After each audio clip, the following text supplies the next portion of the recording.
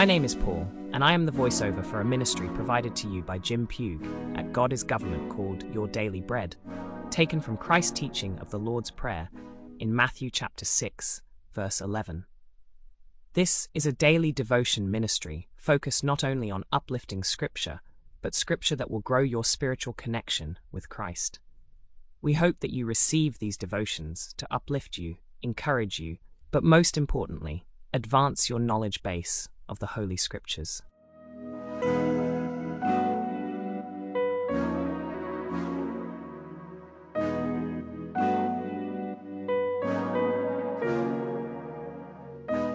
Today's focused discussion will be on understanding the law of allowing.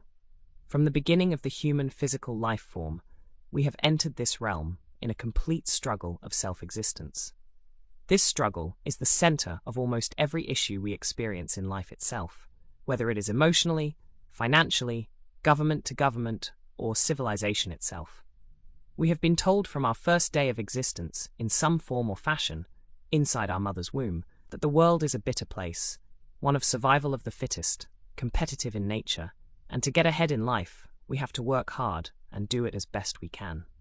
While at the same time as we comprehend and work to this standard, we find that interaction between humans is one of judgment, opinions, and control. There is no balance to any of this. Why, may we ask? Because this is not what life had intended for us. This is not all that is. The law of allowing is quite simple in its definition. You have to look at it from the standpoint of resistance. If you resist anything, you will not get it. This is as simple an explanation as one can have. Using the law of allowing, you are saying that you have no resistance to what you want, and the flow of your energy will be directed towards what you wish for. There will be no stumbling blocks. It allows us to control or not to control, default allowing. That which we experience in life. The timing of these experiences can come quickly or take longer to come into existence. They can change in order of experience, based upon our focused attention to our thoughts. That which we increase, the level of expectation comes quicker than those we don't have high expectations for. But we should not be confused. All of our thoughts, both good and bad, bring forth life experiences to us.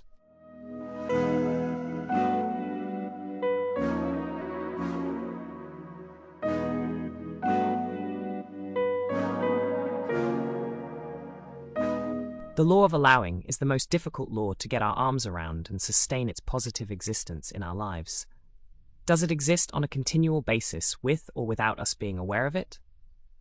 Absolutely. We can either control it or not.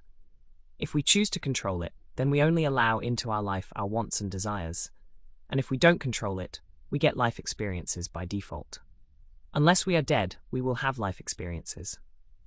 We have learned that everything in life, regardless of what it is, begins with our thoughts, and from them we bring forth our life experiences, good or bad. It is at the peak of all understanding that we are the only ones who allow our life experiences to occur as they are. Wow, what an understanding. So to fully understand this law of allowing, we need to explore the details of how we function in life. We do this by going back to the beginning once again. We have already learned that what we ask for is given with no delay. It is in the manifestation into our life that is ours to control or not. We have now been made more fully aware that everything in this universe is a vibration pattern. In fact, we as humans are vibrational beings. It is through the individual vibration patterns where everything communicates with everything else. We know more fully that we do create our own individual reality. In addition, we are now coming to more fully understand that we create our own reality through what we focus our thoughts on, because it is our thoughts that are vibrations themselves, and through the law of attraction, everything responds to vibration patterns. Therefore, we know that whatever we are focusing upon, past, present, or future, we are in the process of creating life experiences.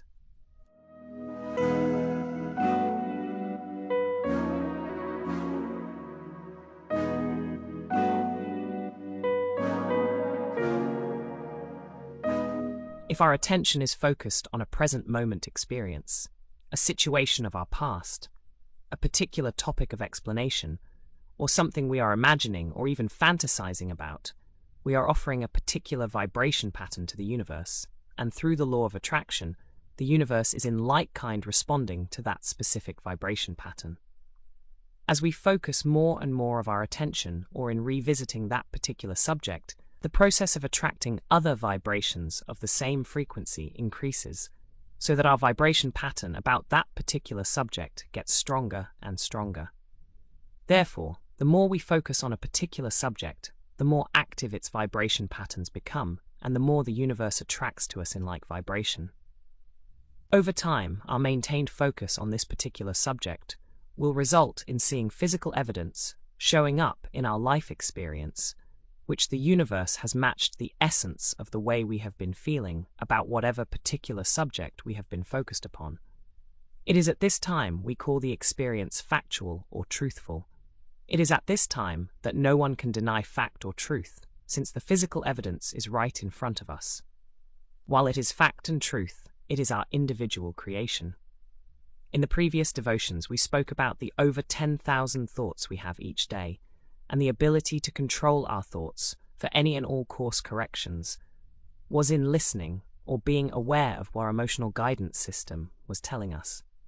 As we are continually exposed to life experiences, we are stimulated in our focusing upon something all day, every day, and that focus is causing an activation of various vibrational patterns within us.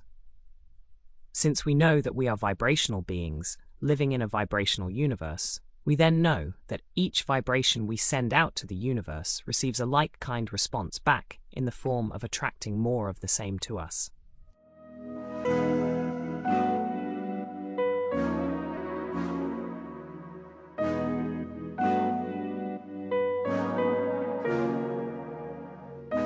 Science has proved that everything in the universe is a living thing, consisting of the primary chemical elements of life.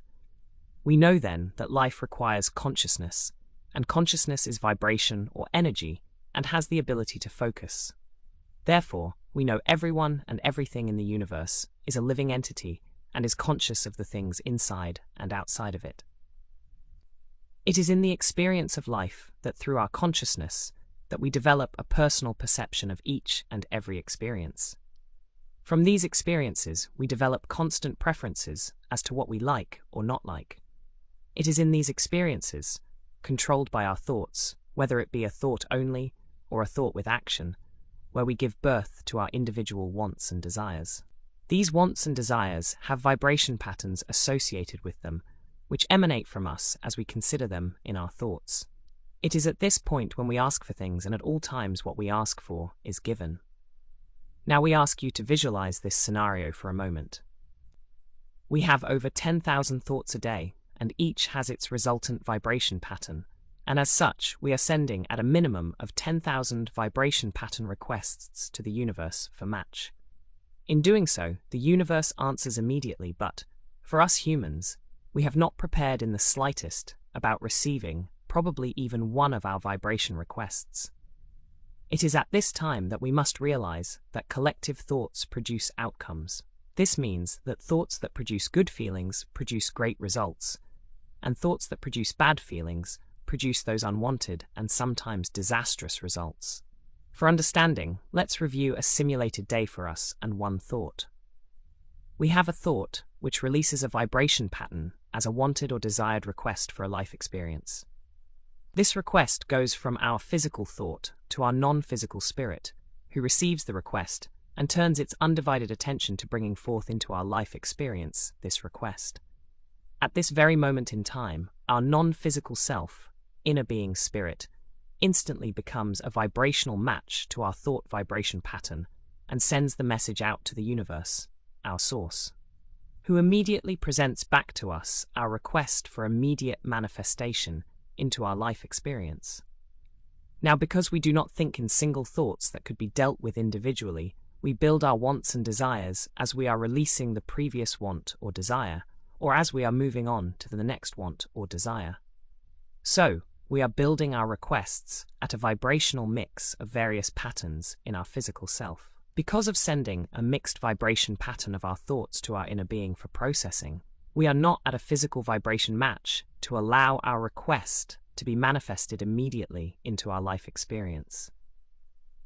So our request sits there in an inventory of requests awaiting our physical self to get to a vibration match with that of our request, so it can be manifested into our life experience.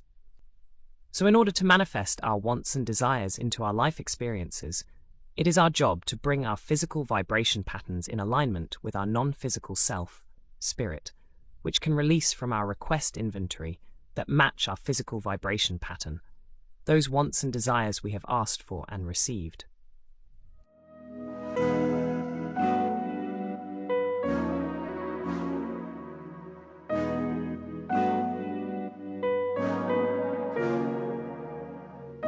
By understanding the process of thought through manifestation, you can clearly identify that it is our physical self which is in total control over the process of allowing what comes into our life experience.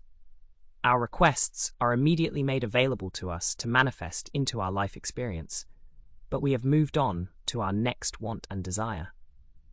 So the law of allowing is to bring our physical thought pattern in alignment with our non-physical self, spirit, to manifest our requests into our life experience.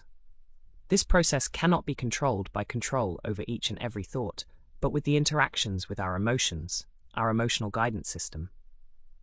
No want or desire, no matter what the subject is, can manifest into our life experience as long as we are at a vibrational difference between the want-desire and our practiced physical vibration. We have to practice our physical, bringing our vibration pattern into alignment with that of our want-desire before we can realize it, have it manifested into our life experience. It is through our emotional guidance system which helps us recognize the relationship between our desires and the vibration of our physical self. There are truly no other factors that need to be considered in the achievement of our wants and desires. It does not matter what anyone else thinks, what they have experienced in the past, current, or hope to in the future, or what we have lived in the past, present, or future. None of anything has a bearing whatsoever in our ability to achieve our wants and desires. It is only the vibration relativity between our want and desire and us that is relevant. Thank you for joining us in this exploration of understanding the law of allowing. Until next time, remember to keep the faith, stay strong, and continue to shine your light in the world. To hear these daily devotions of your daily bread, please log on to goddessgovernment.com. Goodbye, and may your faith always lead the way.